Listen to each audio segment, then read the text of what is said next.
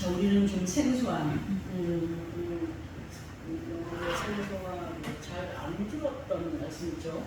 하박국의 말씀을 듣게 됩니다. 하박국서의 전체적인 내용을 보게 되면은 지금 우리가 살아가고 있는 세상 그리고 돌아가고 있는 세계의 폐역한 모습을 보고 느낄 수 있는 말씀으로 그때 그 시절에 아주 불안정한 세상과 그 안에서 권력을 남용하며 행하던 통치자들의 폐역함을 아버지 하나님 앞에 기도로 질문하며 그리고 질문하듯이 기도하는 하박국의 그 기도에 응답을 하시는 아버지 하나님의 공의로우신 섭리가 다른 말씀에 비하여서 짧은 책이지만 자세히 기록되어 있는 것을 볼 수가 있습니다.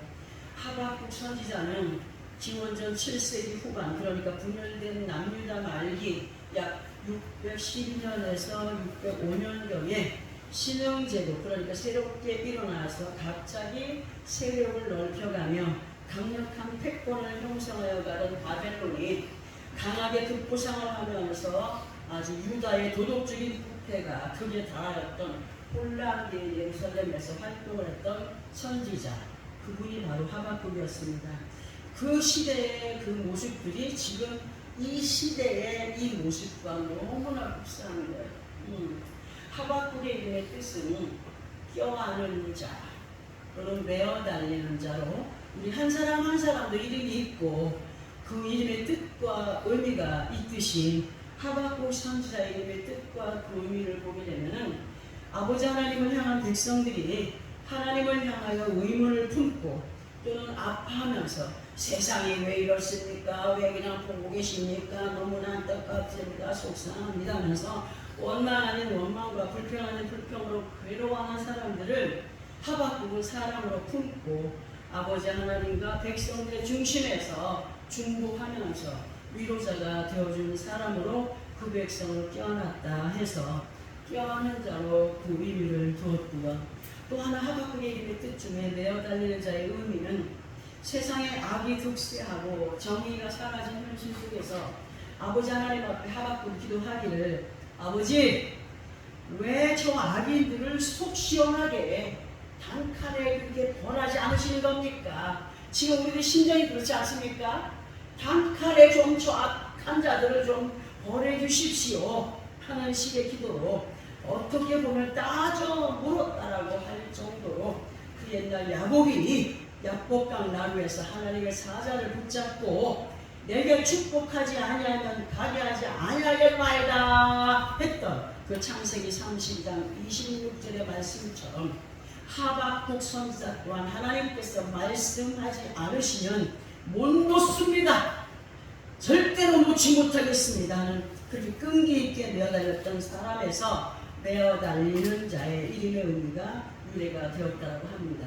그리고 앞부분에서도 살짝 언급을 해드렸던 것처럼 하박국에서 대체적인 내용을 보게 되면 세상의 온갖 부조리와 살아가기 힘든 삶의 현장을 두고 하박국이 아버지 하나님 앞에 솔직하게 질문의 형식으로 기도하면 하나님께서는 그렇게 간절히 순간순간 항의하듯이 울분을 토하며 기도하는 하박국에게 물으면 답을 해주셨고 물으면 답을 하시는 형식의 내용으로 기록된 말씀이 하박국서라고 말씀을 드렸는데요.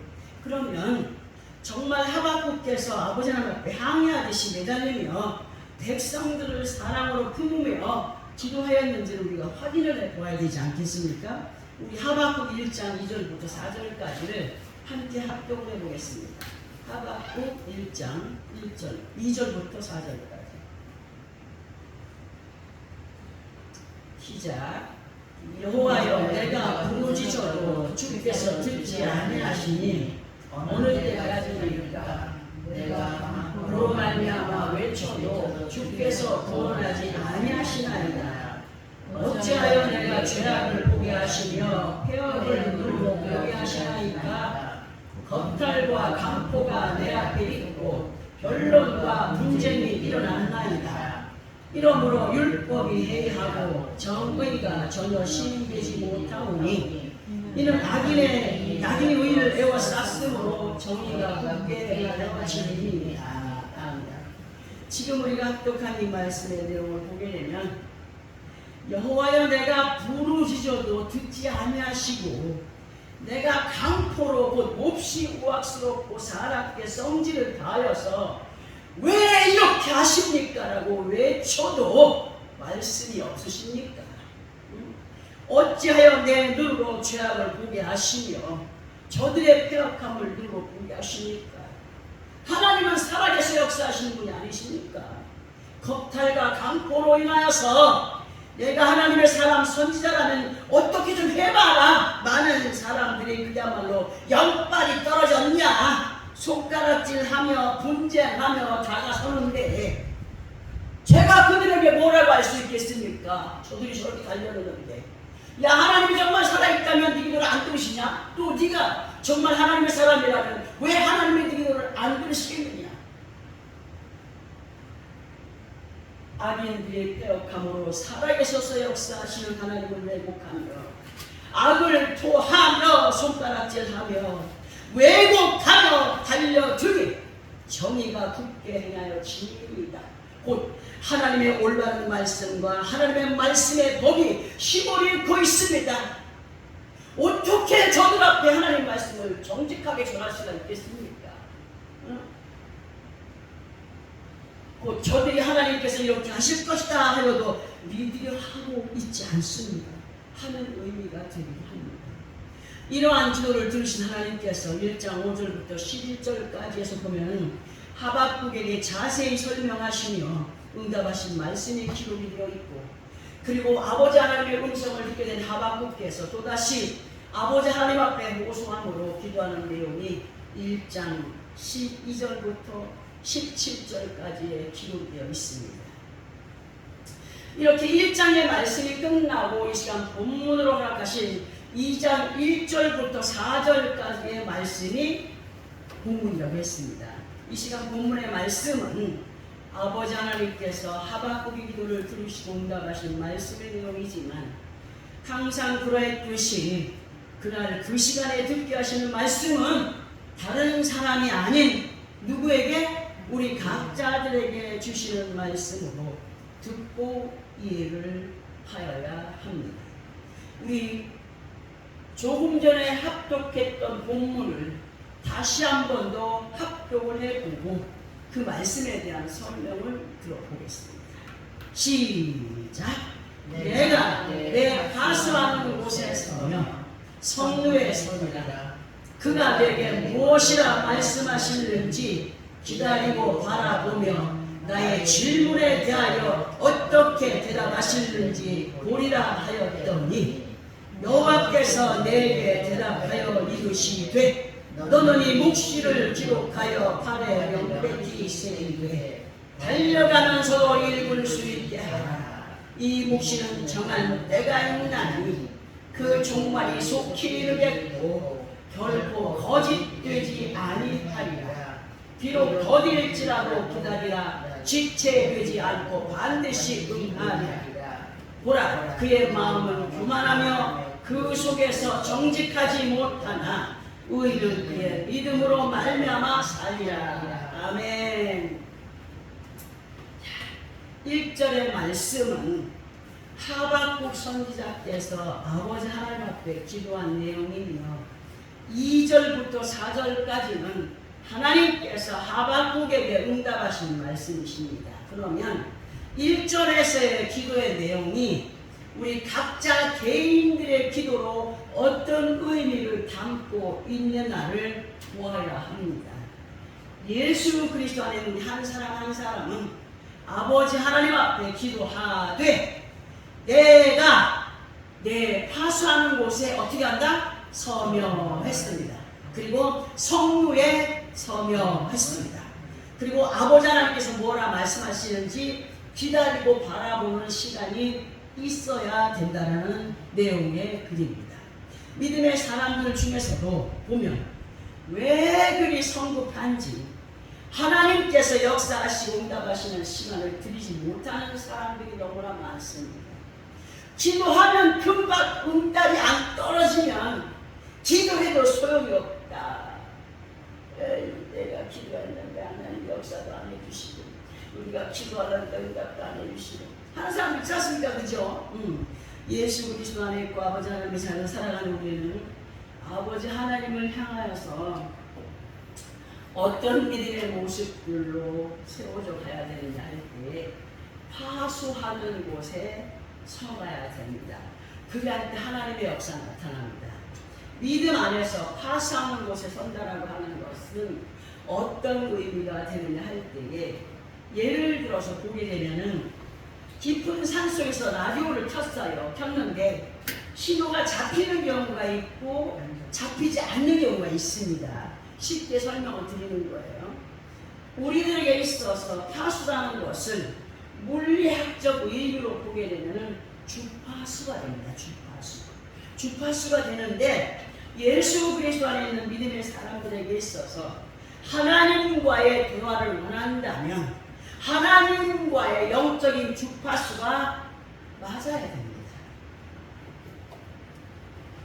맞아야 됩니다. 그런데 많은 믿음의 사람들의 못된 습성 중에 하나가 뭐냐면 아버지 하나님의 뜻 안에서의 주파수를 맞추기보다 대부분 많은 사람들이 자신들의 뜻에 아버지 하나님을 끌어들이려고 하는 모습들이 있기 때문에 향방이 없고 호공을 치는 것 같은 믿음 생활을 할 때가 있다는 겁니다.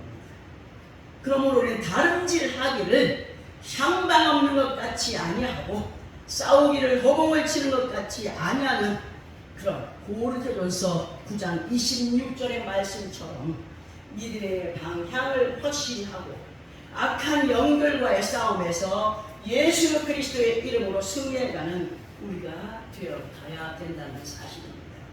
예수 그리스도 안에 우리 모두는 믿음의 경주자들로 주어진 시간과 세월을 이겨가는 시간들 속에 있다라는 사실. 마라톤 경주자가 출발지에서 출발을 잘 하였다고 할지라도 마라톤에서 지켜야 할 룰, 규칙과 통치와 판결 등에 대한 것을 벗어나서 달린다면 그 사람은 열심히 뛰었다라고 하여도 열심히 수고했다라고 하여도 그 수고가 통과가 되나요? 헛된 것이 됩니다. 예수 그리스도 안에 있는 우리 한 사람 한 사람이 아버지 하나님의 뜻이 되시는 말씀과 성령의 인도하심의 그 주파수를 벗어나서 내 뜻대로 내 마음대로 행하게 되면 어찌 됩니까? 통하겠습니까? 어긋나요? 항상 평행선을 가요. 하나님이 다가오시고 내가 다가가는 삶이 아니라 하나님은 달려가시고 자기도 달려가는 거예요. 만날 일이 없어. 그러므로 우리 한 사람 한 사람은 아버지 하나님께서 내게 허락하시는 믿음의 자리, 아버지 하나님과 교통할 수 있는 주파수에 맞추어져 있는 사람들이 되어야 되는데, 그러면 아버지 하나님과의 주파수는 아무나에게 다 임하는 것이냐 할 때 그렇지 않다는 거죠. 그러면 어떻게 할 때 그 주파수와 연결된 삶을 유지해 갈 수냐 있느냐인데, 그것은 성령에 가하였을 때 완성이 된다는 겁니다. 그러면 성루라는 것이 무엇일까? 영적인 것들로 성루라는 것이 무엇일까? 성루란 원래 의미는 성벽이나 성문이 높은 곳에 지어진 다락방 모양의 누각이나 정자와 같은 것을 말할 수가 있습니다. 이 하나의 성읍에 성벽이 있는데 성벽 위에는 항상 보초들이 있죠. 그리고 보초들이 쉴 수 있는 공간, 보초 설 수 있는 공간이 다 있습니다. 그것을 성루라고 하고 그렇게 의미를 둡니다.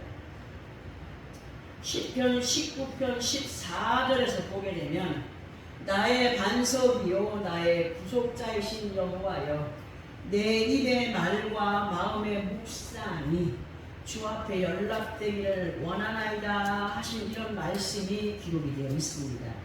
이 말씀을 성루와 연결을 시켜서 보게 되면은 입에서 토하여 내는 기도의 소리는 어디에서 나와야 됩니까? 마음 안에서. 정결한 마음 안에서 토해지는 기도가 하나님이 기뻐하시는 기도입니다. 입에서 토하여내는 기도의 소리는 마음에서 이미 구상이 되었던 것으로 성물한 것을 기도하는 사람의 마음의 중심이라고 표현해서 볼 수가 있는데, 만약에 생각 따로 마음 따로인데 그럴듯하게 기도한다라고 해서 하나님이 모르실까요? 생각은 엉뚱한 데 있고 마음도 엉뚱한 데 있는데 기도는 아주 그냥 은쟁반에 옷을 굴러가듯이 잘해요. 육신의 사람들은 그러다마다라고 할 수 있지만 하나님이 보시기에는 그것이 온전하겠습니까? 절대 아니에요. 하나님은 어디를 보시는 분이다? 마음 중심을 보시는 분. 그 마음 중심에서 우러나는 기도는 뭐가 달라도 다르다는 사실, 오늘로 예수 그리스도 안에 살아온 사람들은 알 수 있습니다. 그러니까 파수하는 곳에 서며 성령에 섰다라고 하는 의미를 사도행전 13장 22절 중간 부분에서부터 기록된 말씀을 보게 되면, 내가 이세 아들 다윗을 만나니 내 마음에 맞는 사람이다. 내 뜻을 다 이루리라. 누구 하신 말씀이에요? 하나님이 하신 말씀. 누구에게? 다윗을 보니 저가 내 마음에 합한 사람. 사고의 선자에게 말씀하신 거예요. 하나님께서. 응? 내가 저를 통하여서 내 뜻을 다 이루리라. 그런 말씀과 연결을 해서 보게 되면 아버지 하나님 마음에 알맞는 믿음의 수호자로 아버지 하나님의 뜻을 이루어가는 사람의 믿음의 모습이 하수의 성도의 하나가 된 믿음의 모습으로 서갈 때 하나님의 마음에 합한 자들로 하나님의 역사하심을 보게 됩니다. 말씀드립니다.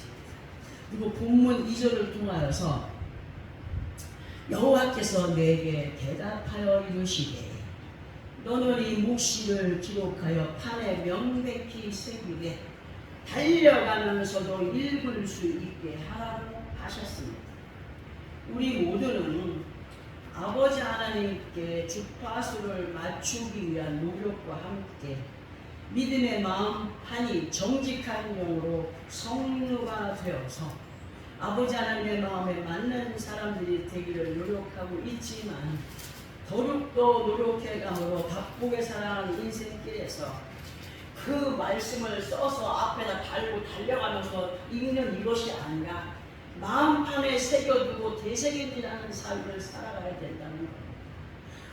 하나님이 다윗을 이렇게 마음에 합한 자라고 하셨어요. 정말 하나님의 마음에 합한 자들이 되기 위해서는 파수에 서야 되고 성류에 서는 자들이 돼야 돼. 그래야 할 때 하나님께서 다윗을 통하여 모든 일을 이루실 것처럼 하나님이 나를 통하여서 모든 일을 이루실 거야 라는 것을 되새김질하면서 믿음의 모습들을 형성시켜가는, 완성시켜가는 우리가 되어야 된다는 사실을 말씀을 드립니다. 그리고 인내라는 것이 우리 믿음 안에서 굉장히 필요하거든요.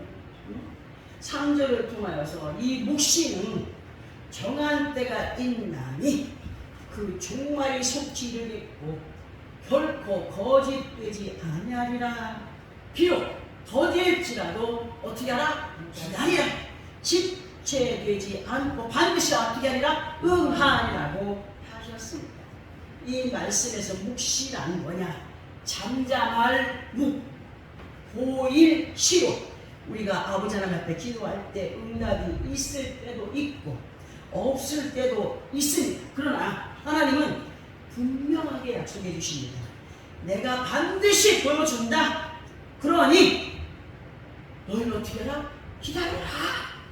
인내함으로 지치지 않고 역사되어진다는 사실을 너희가 보게 될 것이다. 그런 응답을 받기 위한 몸과 마음에서 우러나는 진정한 믿음의 행위를 나타내 보여가는 우리가 되기를 부탁하신다는 사실. 그리고 본문 4절에서의 말씀을 우리 다시 한 번 더 크게 확신을 가지고 합독을 해보겠습니다. 시작. 보라, 그의 마음은 교만하며 그 속에서 정직하지 못하나 의인은 그의 믿음으로 말미암아 살리라. 아멘. 자, 이 말씀의 의미를 하박국의 기도에서의 의미를 보게 되면 패역하고 강포한 자들에 의하여서 율법이 해하여지고 정의가 전혀 실행되지 않는 가운데 악인들이 의인들을 향한 손가락질과 하나님을 향한 패역한 자들을 향한 것으로 본문 4절의 앞부분이 되는 보라, 그의 마음은 교만하며 그 속에서 정직하지 못하나와 연결이 되는 말씀이지만 이 시간 4절의 말씀을 예수 그리스도 안에 있는 하나의 사람으로 보면서 마음이 교만과 기도하는 사람, 우리 한 사람으로 보시는 거예요. 이 4절의 말씀을 두 부류의 사람으로 보지 말고 내 한 사람으로 보면서 마음이 교만한 자와 겸손한 자로 나누어서 보자는 겁니다. 우리 마음이 교만할 때도 있고 겸손할 때도 있습니다. 이중인격의 소유자들인 것을 부인할 수가 없습니다. 이 말씀에서 교만하며 정직하지 못한 자에 대하여서 설명을 해본다면 아버지 하나님을 의지하지 않고 자신의 힘이나 이건 내가 한 거야, 이거는 나 이건 안 돼, 이건 하면서 자만하는 것들, 하나님 뭐하자 자신의 힘이나 악한 권력을 쫓아 행하는 사람들, 그런 사람들을 향하여 하나님은 악인이라십니다. 의인에 대하여서는 세상이 악해 보이고 이해할 수 없는 고난과 역경 가운데 있다라고 할지라도 아버지 하나님께서 말씀으로 약속하여 주신 것과 모든 것을 주관하시는 주권자이신 아버지 하나님을 믿음으로 실망을 드리지 않는 사람을, 하나님을 믿고자 하는 사람을 의인이라 칭하여 주십니다. 그리고 교만한 자에 대한 말씀을 보게 되면 잠언서 16장 18절에서 교만은 패망이 뭐요? 선봉이요. 거만한 마음은 넘어짐의 앞잡이라 하셨고, 잠언서 16장 5절에서 보게 되면 무릇 마음이 교만한 자를 여호와께서 미워하시나니 피차 손을 잡을지라도 벌을 면하지 못하리라 하셨고, 잠언서 18장 12절에서는 사람의 마음에 교만은 멸망의 선봉이라고 하셨습니다. 그리고 의인에 대하여서 보게 되면 창세기 15장 6절에서 아브라함이 여호와를 믿으니 여호와께서 이를 그의 의로 여기시고 하신 것처럼 진정으로 여호와를 믿고자 하는 사람을 하나님은 의인이라 하십니다. 시편 37편 39절에서는 의인들의 구원은 여호와로부터 오나니 그는 환난 때에 그들의 요새시오다 하셨고, 그리고 베드로전서 3장 12절에서는 주의 눈은 의인을 향하시고 그의 귀는 그들의 간구에 기울이시되 주의 얼굴은 악행하는 자들을 대하시느니라 하셨습니다. 우리 모두는 진정한 복음을 받아들인 사람들로 로마서 1장 17절의 말씀처럼 복음에는 하나님의 의가 나타나서 믿음으로 믿음에 이르게 하나니 기록된 바 오직 의인은 믿음으로 말미암아 어떻게 하리라? 살리라 함과 같으니라고 하박국 2장 4절의 말씀을 신약을 통하여서 또 인증해 주신 것을 우리는 확실히 받아들여요.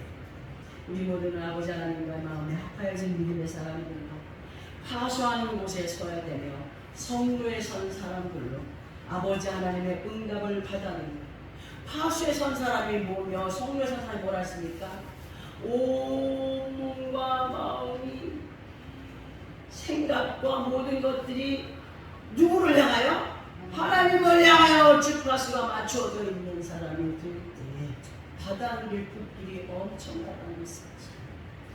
하나님은 그러한 자들을 의인이라 말씀하십니다. 그 자리를 지켜갈 때에 지체되지 않냐고 하나님의 응답을 받아 누릴 수 있는 축복의 삶이 된다라고 말씀해 주셨습니다.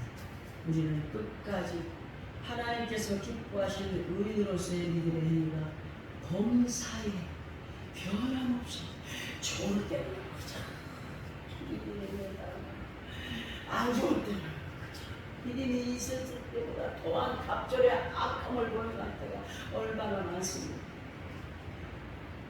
아까도 얘기했지만 저는 어제 밤 늦은 시간에 이제 4학년짜리 그 소년딸의 전화를 받고 오늘을 받았다는 거 아니겠습니까?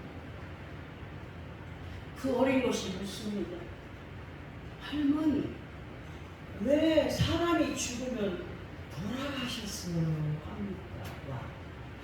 왜 죽은 사람한테 요단강을 건넜다고 합니까?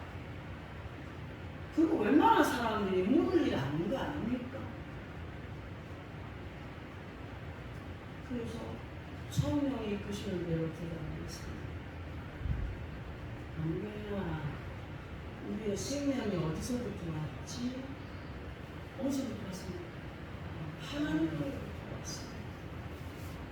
예수 안에 있는 사람들은 압니다. 예수 안에 있는 사람들은 압니다. 예수 그리스도를 모르는 사람들은 그 생명이 그냥 자기들 부모를 통해서 자기들 만들어냈죠. 아무도 압니다.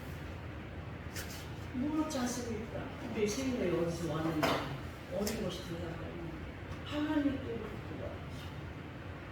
그럼 그 사람이 죽으면 어디로 갈까? 아, 그래서 돌아가시는 거라 그러는구나.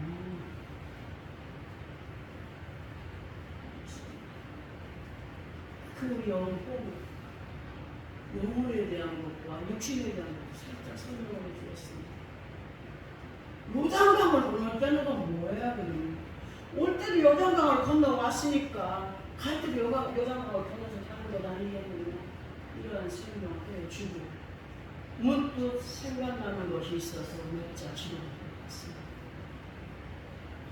사람이 죽고 나면 영정 사진을 엄청나게 멋진 걸로 젊었을 때 사진을 아주 오나한 모습으로 영정 사진을 겁니다. 제 마음에는 어떤 마음이 나는 아들에게 유언을 남기듯이 글을 기록해 놓은 것이 있습니다. 아들, 만약 엄마가 죽게 되면 영정사진 절대 걸지 마. 젊었을 때의 사진이나 늙었을 때의 사진이나 절대 걸지 마. 나는 사람이 인정하는 그런 모습이 아니라 하나님이 인정하신다면 내 영정사진 하나 걸지 않아도 난 만족합니다. 그리고 내 몸은 기증이야. 기증이야. 내 몸은 기증이야. 그리고 모셔놓지 마. 매일 며칠 한 번씩 가서 죽은 사람한테 꼬꼬로로 엄마 나왔어. 엄마 나 살려줘. 엄마 나 도와줘. 그 뭐하는 짓이야. 가루를 꼬아서 흘러가는 강물에 받아놓은 거야. 아무도 모르게 받아줘.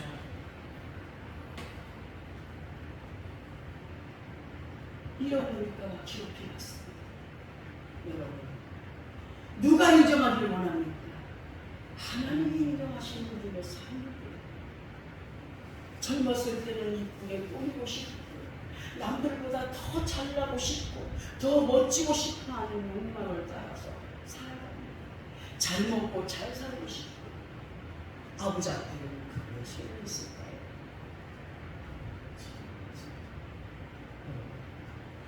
진정 우리가 살아있는 이 시간 속에서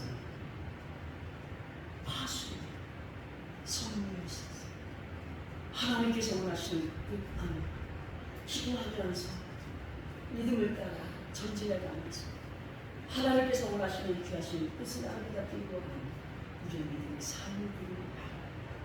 하박국 선지자 성진 말씀을 통해 볼 수 있지 않겠습니까? 그 사람들을 통하여서 모진 욕을 먹을 때에 아버지 앞에 자기의 분을 다퉈야 되면서 기도했던 사람이 하박국 선지자인 것을 말씀을 통하여서 볼 수가 있어요. 여러분, 울분이 토해집니다. 이 나라를 생각하면. 우리나라만 그런 건 아니지만 세계를 향하여서 볼 때에 울분이 토해집니다. 그러나 하나님의 때는 반드시 있습니다. 믿고 기도하면 이 나라 인민족을 제사장의 나라로 삼아주신 하나님께 더 믿음을 가지고 기도하면서 남은 생에 우리에게 주어진 시간을 최선을 다하여 믿음을 지켜 승리해가는 사람들로 하나님께 기도하는 모든 것도 있다면 아름답게 누려갈 수 있는 축복받을 그릇들이 준비되어서 가는 우리 믿음의 삶의 승자들이 되어지길 바라면서 이 말씀을 선포하는 마음에 새기고 크게 새기지 않으면서 아버지 영광된 삶을 살아드리는 우리 모든 삶이 되어지길 예수 그리스도의 이름으로 축원합니다. 기도합니다.